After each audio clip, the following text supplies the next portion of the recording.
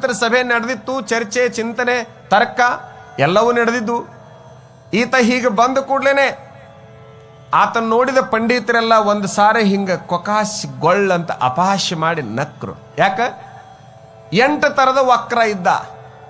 ಅಷ್ಟಾವಕ್ರ ಅಂದ್ರೆ 8 ತರದ ವಕ್ರ, ಕುರುಪಿ. ಆ ಹೊರಗಿನ ರೂಪವನ್ನು ನೋಡಿ ಎಲ್ಲರೂ ಪಂಡಿತರು ನಕ್ಕ ಕೂಡ್ಲೇನೆ ಈ ಅಷ್ಟಾವಕ್ರನಿಗೆ ಒಂದಿಷ್ಟು ಆಶ್ಚರ್ಯ ಆಗ್ಬಿಡ್ತು. ಸ್ವಲ್ಪ ಸಮಯದೊಳಗನೆ ಮಹಾರಾಜನು ನಗಲಿಕ್ಕೆ ಪ್ರಾರಂಭ ಮಾಡಿದ.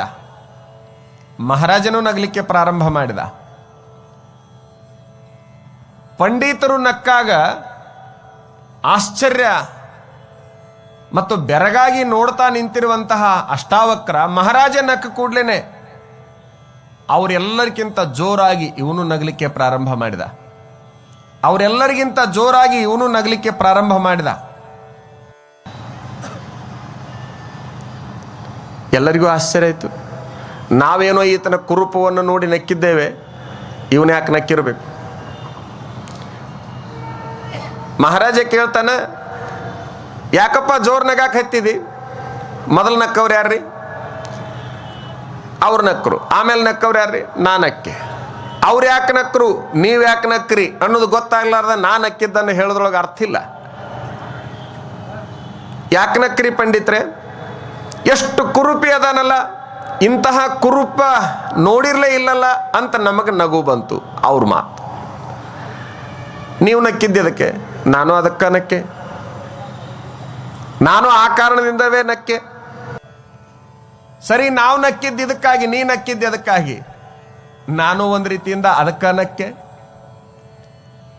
ಏನು ಕಾರಣ ನೋಡಿ? ಆತಂತಾನ, ನಿನ್ನ ದರ್ಬಾರದಲ್ಲಿ ನಾನು ಪಂಡಿತರಿದ್ದಾರೆ ಅಂತ ಬಂದೆ, ಜ್ಞಾನಚಕ್ಷುಗಳಿದ್ದಾರೆ ಅಂತ ಬಂದೆ.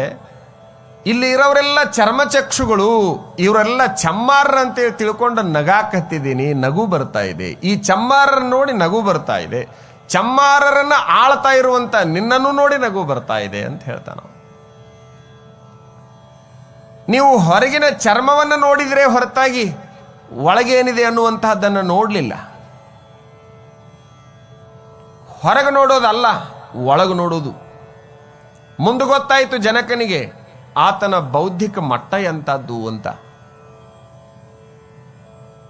ಕೊನೆಗೆ ಆ ದರ್ಬಾರದೊಳಗ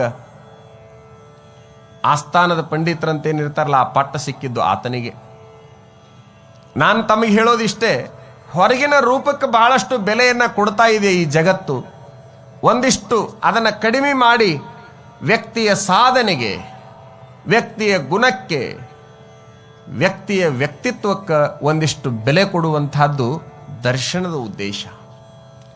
ಆ ರೀತಿ ದರ್ಶನವನ್ನು ನಾವು ಮಾಡ್ತಾ ಹೋಗುವಂತಹ ಪ್ರಯತ್ನವನ್ನು ಮಾಡಬೇಕು. ಯಾವುದನ್ನೂ ಕೂಡ ನಾವು ಒಯ್ಯೋದಿಲ್ಲ ಪುಣ್ಯಾತ್ಮರೇ, ಯಾವುದನ್ನೂ ಕೂಡ ನಮ್ದಂತ ನಾವು ತಿಳ್ಕೊಳ್ಬಾರ್ದು. ನಮ್ದನ್ನುವಂತಹದ್ದು ಕೇವಲ ಸಾಧನೆ ಮಾತ್ರ, ಉಳಿದಿದ್ಯಾವುದು ನಮ್ದಾಗಲಿಕ್ಕೆ ಸಾಧ್ಯವೇ ಇಲ್ಲ. ನಾನು ಹಂಗಂತ ಬಾಹ್ಯ ಸೌಂದರ್ಯವನ್ನು ವಿರೋಧ ಮಾಡ್ತೀನಿ ಅಂತನೂ ಕೂಡ ತಾವ್ಯಾರು ತಿಳ್ಕೊಬಾರ್ದು. ಬಾಹ್ಯ ಸೌಂದರ್ಯ ಅಂತಂದ್ರೆ ನಾಗರಿಕತೆ, ಅದು ನಾಗರಿಕತೆಯ ಸಂಕೇತ. ಈ ಹೊರಗಿನ ಸೌಂದರ್ಯ ಏನೈತಲ್ಲ, ನಾಗರಿಕತೆಯ ಸಂಕೇತ. ಇನ್ನು ಆಂತರಿಕ ಸೌಂದರ್ಯ ಏನೈತಲ್ಲ, ಅದು ಸಂಸ್ಕೃತಿಯ ಸಂಕೇತ. ನಾವು ನಾಗರಿಕತೆಗೆ ಎಷ್ಟು ಬೆಲೆ ಕೊಟ್ಟಿದ್ದೇವಲ್ಲ, ಸಂಸ್ಕೃತಿಗೂ ಕೂಡ ಅಷ್ಟೇ ಬೆಲೆಯನ್ನು ಕೊಟ್ಟಿರ್ತಕ್ಕಂಥವ್ರು ನಾವೆಲ್ಲ. ಕೇವಲ ಹೊರಗಿಂದನ್ನು ನೋಡಿ ನಾವು ಬೆಲೆ ಕೊಟ್ಕೊಂತ ಹೋದ್ರೆ ಜೀವನ ತೃಪ್ತಿದಾಯಕವಾಗಿ ಸಾಗೋದಿಲ್ಲ. ಒಂದಿಷ್ಟು ಒಳಗೆ ನೋಡುವಂತಹ ಪ್ರಯತ್ನ ಮಾಡಬೇಕು. ಇದು ಹೊರಗಿಂದೇ ಸತ್ಯ ಅಂತ ತಿಳ್ಕೊಂಡು ಬಿಟ್ರ ಅದು ಆಘಾತಕ್ಕೆ ಕಾರಣ ಆಗ್ತದೆ. ಮದುವೆಯಾದ ವರ್ಷದಲ್ಲಿ ಯಜಮಾನ ಬೇರೊಂದು ಊರೊಳಗೆ ನೌಕರಿ ಮಾಡ್ತಿದ್ದ. ವಾರಕ್ಕೊಮ್ಮೆ ಹುಬ್ಬಳ್ಳಿ ಅಂತ ಊರದಾಗ ಮನಿ ಮಾಡಿದ್ದ. ವಾರಕ್ಕೊಮ್ಮೆ ಬರ್ತಿದ್ದ. ಸೋಮವಾರ ಹೋಗೋದು, ಬೆಳಗ್ಗೆನೆ ಹೋಗೋದು, ಶನಿವಾರ ತನ್ನ ಕಾಯಕವನ್ನು, ನೌಕರಿಯನ್ನು ಮುಗಿಸಿಕೊಂಡು ಮನೆಗೆ ಬರೋದು. ಇಷ್ಟಿತ್ತು ಅವನ ಕೆಲಸ. ಹೋದ, ಬಂದ, ಬರುವಂತ ಮನುಷ್ಯ ಬೆಳಕಿರುವಾಗ ಬರಲಿಲ್ಲ, ರಾತ್ರಿ 12ಕ್ಕೆ ಬಂದು ಕದ ಬಡ್ದ. ಇಬ್ರು ಮಲಗಿದ್ದಿಲ್ಲ, ತಾಯಿನೂ ಮಲಗಿಲ್ಲ, ಹೆಂಡತಿನೂ ಮಲಗಿಲ್ಲ. ಅದೊಂದು ಯಾವುದೋ ಕಿಂಡಿ ಮಾಡಿರ್ತಾರೆ ಈಗ ಬಾಗಲ್ದಾಗ,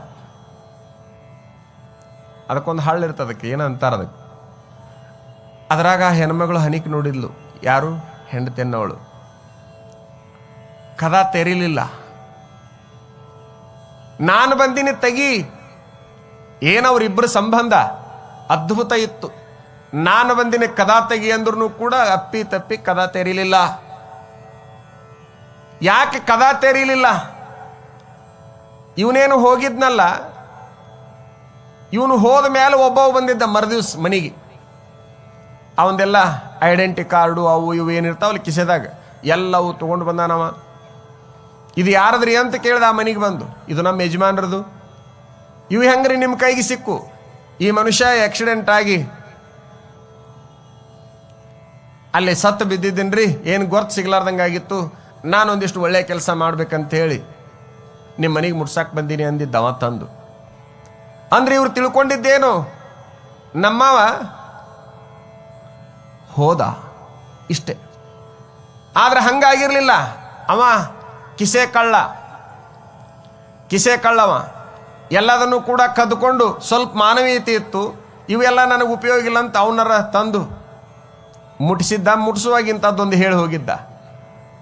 ಏನು ಪ್ರೀತಿ ಮಾಡ್ತಿದ್ದಲ್ಲ ಹೆಣ್ಮಗಳು, ಆ ವ್ಯಕ್ತಿ ಬಂದು ಹೊರಗೆ ಬಾಗಲ್ದಾಗ ನಿಂತಾಗ ಇದು ನನ್ನ ಮೇಲೆ ಭಾಳ ಜೀವಿತ್ತು, ಬೇರೆ ರೂಪದಂಗೆ ಬಂದಂಗೆ ಕಾಣ್ತೈತಿ.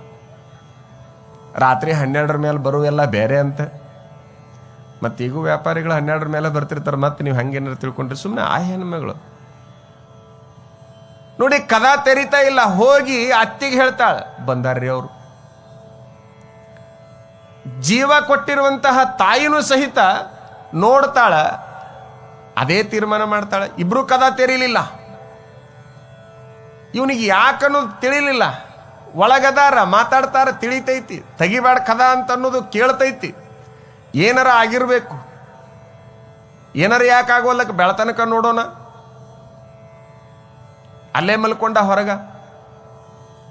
ಈ ಹೊರಗೆ ನೋಡಿ ಬಾಳ್ವೆ ಮಾಡೋದು ಏನೈತಲ್ಲ ಬಹಳ ದಿವಸದ್ದಲ್ಲ ಅಂತ ಶಂಕರಾಚಾರ್ಯರು ಬಹಳ ಚಲೋ ಬರೀತಾರೆ. ಯಾವ ಜೀವೋ ನಿವಸತಿ ದೇಹೆ ಕುಶಲಂ ತಾವತ್ ಪೃಚ್ಛತಿ ಗೇಹೆ ಗತವತಿ ವಾಯೌ ದೇಹ ಪಾಯೆ ಭಾರ್ಯಾ ಬಿಬ್ಯತಿ ತಸ್ಮಿನ್ ಕಾಯೆ ಭಜ ಗೋವಿಂದಂ ಭಜ ಗೋವಿಂದಂ ಭಜ ಗೋವಿಂದಂ ಮೂಢಮತೆ. ಹೇ ಮನುಷ್ಯ, ಯಾವುದು ಬಹಳ ಸುಂದರ ಅಂತ ತಿಳ್ಕೊಂಡು ಬಿಟ್ಟಿದೆಯಲ್ಲ ಅದು ಬಹಳ ದಿವಸದ್ದಲ್ಲ. ಇದರೊಳಗಿನ ಗಾಳಿ ಹೊರಗೆ ಹೋದಾಕ್ಷಣ ಎತ್ತೆತ್ಲಗರ ಕಾಣಕ್ಕೆ ಚಲೋ ಮಾಡ್ತದೆ. ಅದಕ್ಕೆ ಈ ಹೊರಗಿಂದಕ್ಕೆ ಬಹಳಷ್ಟು ಬೆಲೆ ಕೊಡಬೇಡ. ನೀವು ಬಹಳ ಸಾರಿ ನೀತಿ ಪ್ರಧಾನವಾದ ಮಾತುಗಳನ್ನ ಆಡ್ತಿರ್ತೀರಿ ಗೊತ್ತಿರ್ಲಾರ್ದಂಗೆ. ನಾವಷ್ಟ ಮಾತಾಡ್ತೀವಂತೇನಲ್ಲ, ನೀವು ನಮ್ಗಿಂತ ಚಲೋ ಮಾತಾಡ್ತಿರ್ತೀರಿ. ಹೆಂಗೆ ಒಂದು ಉದಾಹರಣೆ ಕೊಡ್ಲೇನು? ನಿಮ್ಮ ಮನೆಗೆ ಯಾರು ಬಂದು ಕದ ತಟ್ಟಿದ್ರೆ ಯಾರು ಅಂತ ನೀವು ಅಂತೀರಿ. ಅವ್ರು ಬಂದವ್ರು ಯಾರದಿರಿ ಒಳಗ ಅಂತಾರ. ಯಾರದಿರಿ ಒಳಗ ಅಂದಾಗ ಆ ಒಳಗಿರೋರು ಅಂತಾರ ಯಾರು ಇಲ್ಲಿ ಬರ್ರಿ ಅಂತ ಅನ್ನೋದಿಲ್ಲ. ಯಾರು ಇಲ್ಲಿ ಬರ್ರಿ ಅಂತ. ಏನು ಆಶ್ಚರ್ಯ! ಯಾರದಿರಿ ಅಂತ ಇವ್ರು ಕೇಳುವಾಗ ಯಾರು ಇಲ್ಲ ಬರ್ರಿ ಅನ್ನೋದೇನೆ ದರ್ಶನ. ನಿಮ್ಮ ಮನೆಯೊಳಗ ನೀತಿ ಅದೇ, ನಿಮ್ಮ ಮನೆಯೊಳಗ ತತ್ವ ಅದೇ, ನಿಮ್ಮ ಮನೆಯೊಳಗ ಸಿದ್ಧಾಂತ ಐತಿ. ಅದಕ್ಕೇನಂತಾರೆ ಅಂದ್ರೆ ದರ್ಶನ ಅಂತಾರೆ. ಯಾರು ಇಲ್ಲ ಅಂತೇನು ನಿಮ್ಮ ಬಾಯಿಯೊಳಗೆ ಬರ್ತದಲ್ಲ ಅದು ಕ್ರಿಯಾದೊಳಗೆ ಬಂದ್ರಂತಂದ್ರೆ ಪೂರ್ಣ ದರ್ಶನ ಆಗ್ತದೆ, ಜೀವನದ ಪೂರ್ಣ ದರ್ಶನ ಆಗ್ತದೆ. ಅದೇ, ಬೇರೆ ಏನೇನೂ ಅಲ್ಲ. ಕೇವಲ ಬಾಯಿಯೊಳಗೆ ಬರ್ತೈತಲ್ಲ, ಹಂಗಾಗಿ ಅದು ಪೂರ್ಣ ಆಗ್ತಾ ಇಲ್ಲ. ಯಾರು ಇಲ್ಲ ಅಂತ ಬಾಯಿಯೊಳಗೆ ಬರ್ತಾ ಇದೆ, ಆದ್ರೆ ನಡೆಯೊಳಗೆ ಬರ್ತಾ ಇಲ್ಲ ಅದು. ಹಂಗಂತ ಕದ ತೆರಿಬಾರ್ದನ್ರಿ ಅಂತ ಕೇಳಿಗಿಳಿರಿ ನೀವು. ಕದ ತೆರಿಬಾರ್ದನ್ರಿ ಅಂತ ಕೇಳಿಗಿಳಿರಿ, ಹಂಗಲ್ಲ ನಾ ಹೇಳ್ತಾ ಇರೋದು. ಯಾರಿಲ್ಲ ಅನ್ನುವಂತ ಒಂದು ಶಬ್ದ ಏನು ನಿಮಗೆ ಗೊತ್ತಿರ್ಲಾರ್ದಂಗೆ ಹೊರಗೆ ಬರ್ತದಲ್ಲ, ಈ ಭೂಮಿ ಮೇಲೆ ಯಾವುದೂ ಉಳಿಯೋದಿಲ್ಲ, ಒಂದು ಮಾತ್ರ ಉಳಿತದೆ. ಯಾವುದು? ನಾನು ಇರದೇ ಇರುವಾಗಲೂ ಸಹಿತ ಎಲ್ಲರಿಗೂ ಕಾಣುತ್ತಲ್ಲ ನಂದು, ಅದು ದರ್ಶನ. ನಾ ಇರದೇ ಇರುವಾಗಲೂ ಎಲ್ಲರಿಗೂ ದರ್ಶನ ಕೊಡ್ಬೇಕು ನಾನು. ನಿಮಗೆ ಬಸವಣ್ಣ ದರ್ಶನ ಕೊಡ್ತಾ ಇದ್ದಾನೆ, ಬಸವಣ್ಣ ಇಲ್ಲ, ಪೈಗಂಬರರು ದರ್ಶನ ಕೊಡ್ತಾ ಇದ್ದಾರೆ, ಬುದ್ಧ ದರ್ಶನ ಕೊಡ್ತಾ ಇದ್ದಾನೆ, ಮಹಾವೀರರು ದರ್ಶನ ಕೊಡ್ತಾ ಇದ್ದಾರೆ, ಒಬ್ರು ಇಬ್ರು ಏಸು ಕ್ರಿಸ್ತ ದರ್ಶನ ಕೊಡ್ತಾ ಇದ್ದಾನೆ. ಆತ ಇಲ್ಲ, ಆದರೂ ಕೂಡ ನಿಮಗೆ ದರ್ಶನ ಕೊಡ್ತಾ ಇದ್ದಾನೆ. ಯಾವುದು ದರ್ಶನ? ನಾನು ಇರದೇ ಇರುವಾಗ ನಂದೆಲ್ಲರಿಗೂ ದರ್ಶನ ಆಗಬೇಕು. ಅಂತಹ ದರ್ಶನದ ಸಾಧನೆಯನ್ನ ನಾ ಮಾಡ್ತಾ ಹೋಗುವಂತಹದ್ದು ಜೀವನ. ಇದನ್ನು ತಿಳ್ಕೊಳ್ಳುವಂತಹದ್ದೇ ದರ್ಶನ. ನನ್ನ ಜೀವನವನ್ನ ತಿಳ್ಕೊಳ್ಳುವಂತಹದ್ದೇ ದರ್ಶನ. ನೋಡ್ಬೇಕು, ಕೇಳಬೇಕು. ನಿಮಗೊಂದು ಹಂಗ ಸಣ್ಣ ಪ್ರಶ್ನೆ ಮಾಡ್ತೀನಿ ನಾನು ಈ ತಿಳ್ಕೊಳ್ಳೋದ್ರ ಬಗ್ಗೆ. ಒಂದು ಗಾಡಿ ಹೊರಟದೆ, ಅದರೊಳಗೆಲ್ಲ ತರುಣರು ಕುಳಿತಿದ್ದಾರೆ, ಒಂದಿಷ್ಟು ಜನ ತರುಣಿಯರು ಕುಳಿತಿದ್ದಾರೆ, ಬಹಳ ವಿಶೇಷವಾಗಿ ಅಲಂಕಾರ ಮಾಡಿಕೊಂಡಿದ್ದಾರೆ. ಅದು ಎಲ್ಲಿಗೆ ಹೊರಟಿರಬೇಕು ಗೊತ್ತಿಲ್ಲ. ಇನ್ನೊಂದು ಹೇಳ್ತೀನಿ, ಎಲ್ಲರೂ 60 ದಾಟಿದವರು, ಒಂದಿಷ್ಟು ಅಂಥವಿಂಥವು ಸುತ್ತಕೊಂಡಾರ, ಗಾಡ್ಯಾಗ ಕೂತ್ಕೊಂಡಾರ, ಟ್ರ್ಯಾಕ್ಟರ್ನೋ ಲಾರಿನೋ. ಒಂದಿಷ್ಟು ಜನ ಪೂರ್ತಿ ದಂಡಿಗೆ ಹಲಗಿ ಹಿಡ್ಕೊಂಡು ಕುಂತಾರ. ಆ ಗಾಡಿ ಎಲ್ಲಿಗೆ ಹೊಂಟಿರ್ಬೇಕು? ಇದು ಗೊತ್ತಾತಲ್ಲ, ಇದು ಗೊತ್ತಾಯ್ತು ನೋಡ್ರಿ ಎಲ್ಲಿಗೆ ಹೊಂಟಾರ ಇವ್ರು ಅಂತ. ಆ ಗಾಡಿ ನೋಡಿದ್ರೆ ಸಾಕು, ಎಲ್ಲಿಗೆ ಹೊಂಟಿರಿ ಅಂತ ಕೇಳೋದೇ ಬೇಡ, ಅವ್ರು ಎದಕ್ಕೆ ಹೊಂಟಾರ ಅಂತ ಎಲ್ಲರಿಗೂ ಗೊತ್ತಾಗ್ತದೆ. ಈ ಗಾಡಿ ಏನಿತ್ತಲ್ಲ, ಮೊದಲಿಗೆ ಹೊರಟಿದ್ದು ಮದುವೆಗೆ ಹೊರಟದೆ. ಎಲ್ಲೋ ಒಬ್ರು ವಯಸ್ಸಾದವ್ರು ಇರ್ತಾರೆ ಈ ಗಾಡ್ಯಾಗ, ಆ ಹುಡುಗರ ಹುಡುಗಿಗರ ಹತ್ತಿರದ ಸಂಬಂಧಿಗಳು ಮಾತ್ರ ಅವರು. ಎಲ್ಲರೂ ತರುಣ್ರೆ. ನಿಮ್ಮ ಮನೆಗೆ ಯಾರ ನಮ್ಮ ಮನೆಯೊಳಗೆ ಮದುವೆ ಐತಿ ಬರ್ರಿ ಅಂತ ಕರಿಯಾಕ ಬಂದಾಗ ನೀವು ವಯಸ್ಸಾದವ್ರು ತಯಾರಾಗಕ್ಕೆ ಹೋಗಬಾರ್ದು. ಹುಡುಗರು ಅದಾರ ನೋಡ್ರಿ, ಕರ್ಕೊಂಡು ಹೋಗ್ರಿ ಅಂತ ಹೇಳ್ಬೇಕು. ನೀವೇನಾದ್ರೂ ತಯಾರಾಗಕ್ಕೆ ಕುಂತ್ರಿ, ಬರ್ತೀವಿ ಅಂದ್ರಿ, ಅವ್ರಿಗೆ ಸಿಟ್ಟು ಬರ್ತದೆ. ಕುಂದ್ರಬಾರ್ದ, ಅಲ್ಲೇನೈತಿ ನಿನ್ನ ಕೆಲಸ? ಊರ್ ಹೋಗಂತೈತಿ, ಗೋರಿ ಬಾ ಅಂತೈತಿ, ಮದುವೆ ಹೊಂಟಾನ. ಮದುವೆ ಅವಮಾನ